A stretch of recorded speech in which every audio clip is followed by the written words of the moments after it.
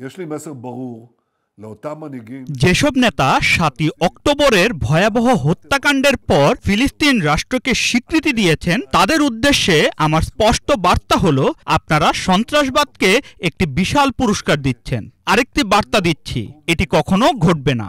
Jordan নদীর পশ্চিম তীরে কোনো ফিলিস্তিন রাষ্ট্র প্রতিষ্ঠিত হবে না। বহু বছর ধরে দেশীয় ও আন্তর্জাতিক প্রচণ্ড চাপের মধ্যেও আমি এই সন্ত্রাসী রাষ্ট্র প্রতিষ্ঠা ঠেকিয়েছি। আমরা এটি করেছি দৃঢ় সংকল্প নিয়ে এবং কূটনৈতিক প্রজ্ঞা দিয়ে। উপরন্তু আমরা জুদিয়া ও সামারিয়া ইহুদি বসতি দ্বিগুণ করেছি এবং আমরা এই পথেই এগিয়ে চলব।